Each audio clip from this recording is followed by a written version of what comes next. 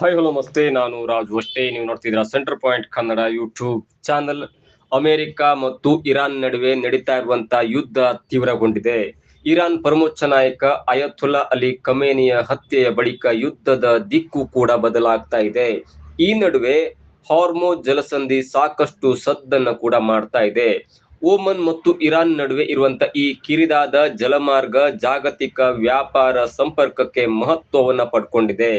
ವಿಶ್ವದ ನಾನಾ ಭಾಗಗಳಿಗೆ ವ್ಯಾಪಾರಿ ಹಡಗುಗಳು ಈ ಜಲಮಾರ್ಗವನ್ನ ಬಳಸಿಕೊಂಡು ಹೋಗುತ್ತೆ. ಆದ್ರೆ ಹಾರ್ಮುಜ್ ಜಲಸಂಧಿಯನ್ನ ನಿಯಂತ್ರಣಕ್ಕೆ ಪಡೆದುಕೊಳ್ಳಲು ಅಮೆರಿಕ, ಇಸ್ರೇಲ್ ಪ್ರಯತ್ನವನ್ನು ಕೂಡ ನಡೆಸ್ತಾ ಇದೆ. ಆದ್ರೆ ಈ ಮಧ್ಯೆ ಈ ಜಲಸಂಧಿಯ ಮೇಲೆ ಸಂಪೂರ್ಣ ನಿಯಂತ್ರಣ ಸಾಧಿಸಲಾಗಿದೆ ಎಂದು ಇರಾನ್ ಕೂಡ ಪದೇ ಪದೇ ಹೇಳ್ಕೊಂಡು ಬರ್ತಾನೆ ಇದೆ. ವಿಶ್ವದ ವಿವಿಧ ರಾಷ್ಟ್ರಗಳಿಗೆ ಕಚ್ಚಾ ತೈಲ ಜೊತೆಗೆ ನೈಸರ್ಗಿಕ ಅನಿಲವನ್ನ ಸಾಗಿಸಲು ಈ ಜಲಸಂಧಿ ನಿರ್ಣಾಯಕವಾದಂತಹ ಮಾರ್ಗವಾಗಿದೆ. ಹಾಗಾಗಿ ಇದಕ್ಕೆ ಈಗ ಭಾರಿ ಮಹತ್ವವನ್ನು ಕೂಡ ಬಂದಿದೆ. ಏನಿದು ಹಾರ್ಮುಜ್ ಜಲಸಂಧಿ?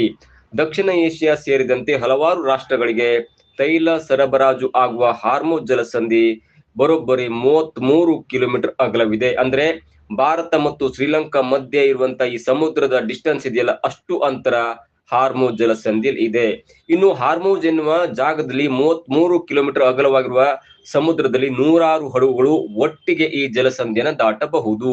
ಆದ್ರೆ ಸುರಕ್ಷತೆಯ ದೃಷ್ಟಿಯಿಂದ ಸಿಪ್ಲೇನ್ ಎನ್ನುವಂತ ನಿಯಮ ಕೂಡ ಅಳವಡಿಸಲಾಗಿದೆ. ಅಂದ್ರೆ ಹಡಗು ಟ್ರಾಫಿಕ್ ನಿಯಮದಂತೆ 3 ಕಿಲೋಮೀಟರ್ ಹಿಂದೆ ಮುಂದೆ ಅಕ್ಕಪಕ್ಕ ಯಾವುದೇ ಹಡಗು ಬರಬಾರದು ಎನ್ನುವಂತ ನಿಯಮ ಕೂಡ ಇದೆ. ಹೀಗಾಗಿ ಹಾರ್ಮುಜ್ ಜಲಸಂಧಿಯಲ್ಲಿ ಒಟ್ಟಿಗೆ ಸರಿಸುಮಾರು 10 ಹಡಗುಗಳು ಏಕಕಾಲದಲ್ಲಿ ಸಾಗಬಹುದು. ಜೊತೆಗೆ ಆಯಿಲ್ ಟ್ಯಾಂಕರ್ ಹೊತ್ತೊಯ್ಯುವ ಹಡಗಿನ ವೇಗ ಗಂಟೆಗೆ ಕೇವಲ 25ರಿಂದ 30 ಕಿಲೋಮೀಟರ್ ಇರೋದ್ರಿಂದ ಪ್ರತಿದಿನ 150ಕ್ಕೂ ಹೆಚ್ಚು ಹಡಗುಗಳು ಅಲ್ಲಿಂದ ಪ್ರಯಾಣವನ್ನ ಮಾಡ್ತಾ ಇದ್ವು. ಆದ್ರೆ ಯುದ್ಧದ ಭೀತಿ ಇರುವ ಕಾರಣ ಈಗ ಆ ಹಡಗುಗಳ ಸಂಖ್ಯೆ 8ರಿಂದ 13 ಎನ್ನಲಾಗ್ತಾ ಇದೆ. ಇನ್ನು ಹಾರ್ಮುಜ್ ಜಲಸಂಧಿಯನ್ನು 2 ಭೂಖಂಡಗಳನ್ನ ಪ್ರತ್ಯೇಕಿಸುವ ಈ ಕಿರಿದಾದ ಜಲಮಾರ್ಗವನ್ನ ಹಾರ್ಮುಜ್ ಜಲಸಂಧಿ ಎಂದು ಕರೆಯುತ್ತಾರೆ.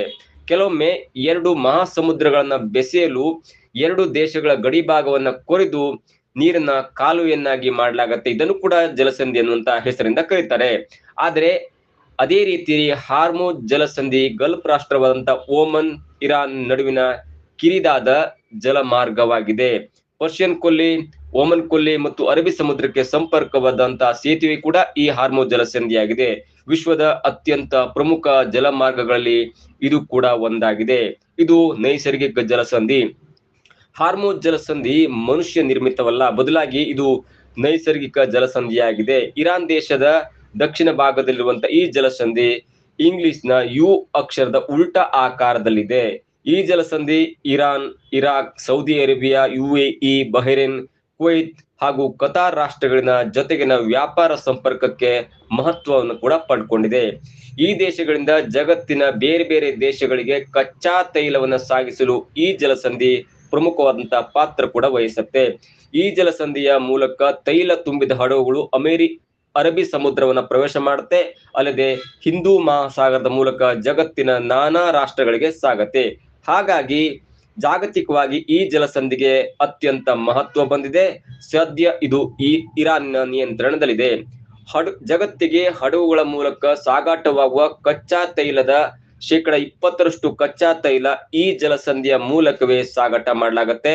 ಆದರೆ ಯುದ್ಧದ ಸಮಸ್ಯೆಗೆ ಇದೀಗ ದೊಡ್ಡದಂತ ಕಾರಣವಾಗಿದೆ. ಇರಾನ್ ಈ ಜಲಸಂಧಿಯ ಮೇಲೆ ಸಂಪೂರ್ಣ ನಿಯಂತ್ರಣ ಸಾಧಿಸುವುದಾಗಿ ಪದೇ ಪದೇ ಹೇಳ್ಕೊಂಡೇ ಬರ್ತಾ ಇದೆ.